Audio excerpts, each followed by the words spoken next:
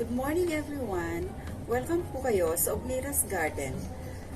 Today, I'm so excited kasi po nag-deliver si Lala Move ng 2 boxes of plants.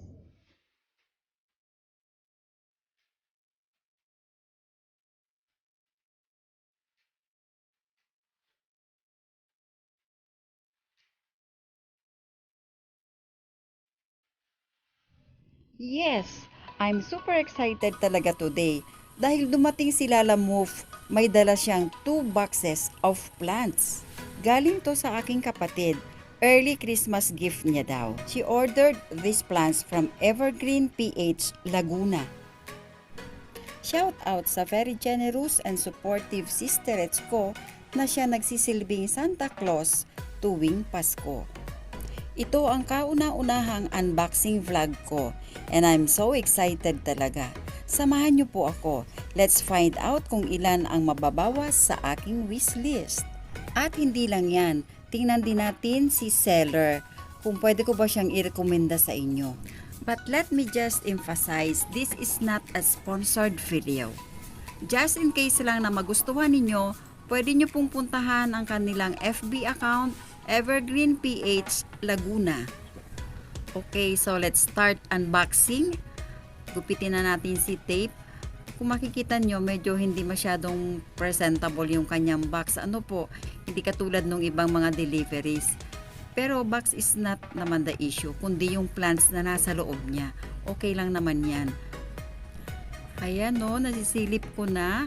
Wow, mukhang maganda yung packaging ng mga halaman. So tama nga, what you see outside is not what you get inside. So take a look guys. Yan, wow. Very nice packaging. Congratulations Evergreen PH Laguna. Ngayon pa lang nire-recommenda ko na kayo sa aking mga subscribers. Packaging wise pa lang po yun. So titingnan natin kung ano yung quality ng plants na meron sila. Okay, so tanggalin na natin. Mukhang napakaraming plants nito. Very generous talaga ang aking sisterets. Yes, ang first one is ang isa sa listahan ko sa aking wishlist, si Prince of Orange. Matagal ko na talagang gusto magkaroon ng ganitong halaman. Kaya nga lang, alam nyo naman, si plantita medyo poor lang. Can't afford sa mga mamahaling halaman. Look guys, oh, napakaganda ng packaging nila. Ayan. At malusog din yung halaman, kahit medyo maliit pa lang. So, sisirain ko yung plastic. May kasabihan kasi pag niregaluhan ka daw, sirain mo yung plastic or yung balot para nauulit. So, ayan, finally nakalabas na siya. So, hindi po na-damage ang kanyang dahon kahit na medyo malayo yung pinanggalingan niya. So, dito tayo sa next plant. Wow, beautiful. Sa kulay pa lang. Yes! Actually, hindi lang ako ang naglista nito sa wishlist. Nasa wishlist din to ng asawa ko. Plantito din po ang aking asawa. Here comes Aglonema Red Beauty. Talagang ma-beauty. Wala akong masabi sa quality ng halaman na to, kundi perfect, excellent. Tingnan nyo yung dahon. And hindi lang siya iisang puno. Ayan. 3 to 4. 3 ba to or 2? 3. Tatlong puno na siya. So kanina guys, narekomenda ko na siya sa packaging pa lang. Lalo na ngayon, sa quality ng plants, I recommend Evergreen PH Laguna. Ito na yung third plant natin. I think this is a philodendron. Honestly, hindi ko alam yung exact ID nito. Pero kung meron po nakakaalam dyan, please comment down below and I would highly appreciate it. Super ganda ng leaves, ng color ng leaves. So ano kaya ang next plant natin? Meron na tayong tatlo. Ito yung pang-apat. Yes, it's a Calathea. Calathea Green Beauty. Talagang ma-beauty. Palm size na rin ang kanyang leaf. Ayan oh, napakaganda. Ito ang gusto ko sa Calathea. Yung kanilang dahon parang sadyang pininturahan. Plants are one of God's beautiful creation. And ito na yung panglima nating plants. It's an Aglonema Pink Dalmatian. Meron na rin ako ditong ilang varieties of Aglonema, pero wala pa ako nitong Pink Dalmatian. This one is a great addition to my Aglonema collection. So ito po lahat ang laman ng first box. We have 5 plants. Dito na tayo sa pangalawang box. Buksan na natin. Aha, may extension pa to. Siguro may katangkaran yung halaman na nakapak dito. Where's na may gunting? May magic gunting. Gupitin na uli natin yung tape. Excited na ako makita kung anong laman nitong pangalawang box at kung ilang piraso ba sila. Ganito pala ang pakiramdam pag nag-unbox. First time ko lang kasi to. Yung very excited ka and eager to see kung ano yung plants na nasa loob. Yes, it's an anthurium. Meron na rin akong anthurium dito, yung inuwi ko galing sa probinsya namin. It's a pink anthurium and ito naman, red anthurium. Habang na-excite ako, lalong pumupurol tong gunting ko. Kaya mas mahirap buksan kasi kinakabahan na ako dahil gustong gusto ko na makita yung loob ng box.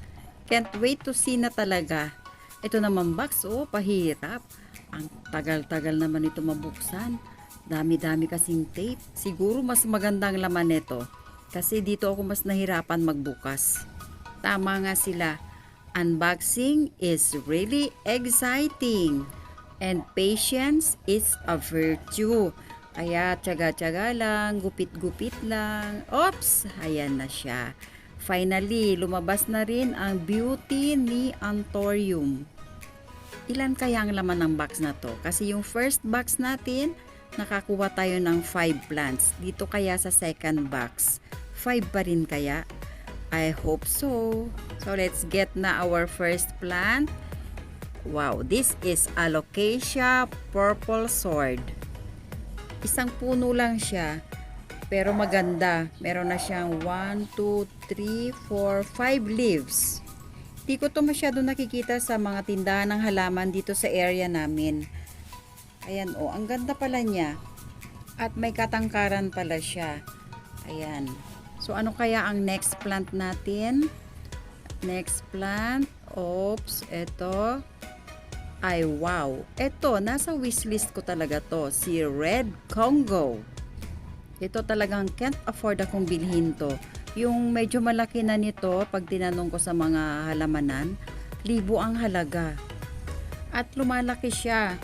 Kaya pwede siyang i-transfer or iripat sa mas malaking paso. Hello Red Congo, welcome to Ognira's Garden. And our third plant is, ano kaya ito? Ano kaya ito? Medyo matagal tanggalin sa box, naipit pa yung kanyang plastic. So eto na. Surprise! It's a green Congo. Kompleto na yung aking Congo. May red na, may green pa. What more can I ask for? Sobrang thank you talaga my sister Reds. So ang hahanapin ko na lang, ang kailangan ko na lang ngayon ay paso na pagreripatan dito sa aking mga bagong halaman.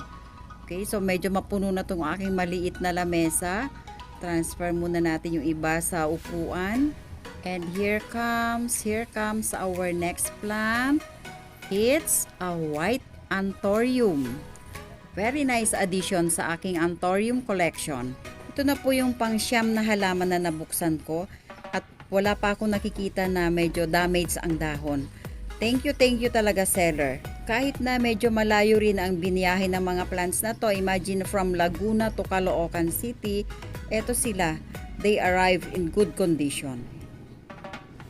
And our last plant is red anthurium. So 10 lahat. 10 magagandang halaman ang regalo sa akin ng aking beautiful sister Reds. Can't believe talaga na sa isang araw lang, sa isang iglap lang, napunta dito sa Ognira's Garden ang 10 nagagandahang halaman na to. Super thank you talaga. Okay, so recap lang tayo kasi hanggang ngayon di pa rin ako makapaniwala na nandito na kayo sa aking garden. So gusto ko kayong ipakita bawat isa sa inyo. Gusto ko sana silang tugtugan yung I can't believe my eyes. Kaya lang sigurado copyright ang katumbas nun. So habang dinidisplay ko yung aking mga bagong plants, shout out muna tayo. And I would also like to take this opportunity to thank my 1K subscribers. Thank you very much. Shout out po kay Ate Shai Collection. Shout out din kay Cusinera Plantita. Shout out to Milky Choco. Shout out to Dinalyn Waniwan. Hello girl. Hello and shout out Ann Soriano's Garden. Thank you and shout out Omi Eliza. Shout out sa'yo my plant world. Shout out Rose Jordas. Shout out and thank you Roy Puyo. Also to Bonsai Bueno by Alex B. Shout out Tatsuki B. Shout out Rita Balcony Garden. And special shout out to Supermarket TV. Also to Mac Friendship. Hello and shout out Myra and Ray Vlog. To Video Lectures, hello, thank you so much. Shout out Paktani BS. Hello my friend. Shout out to Green Paradise. Happy Sunday to you, my pretty garden. Shout out po sa lahat ng mga ka-workmates ko. Hello and thank you for supporting my little channel. Super thank you din sa aking pamilya na walang sawang sumusuporta sa aking paghahalaman. Kahit na hindi na ako nakakagawa halos ng mga gawaing bahay dito sa amin. Thank you. Alam ko naman we are all in this journey together. Kaya sama-sama together tayo sa hirap at ginhawa. Sa iba po na di ko pa na shout out, sa next video ko na lang. Thank you so much for joining me today and see you in my next vlogs.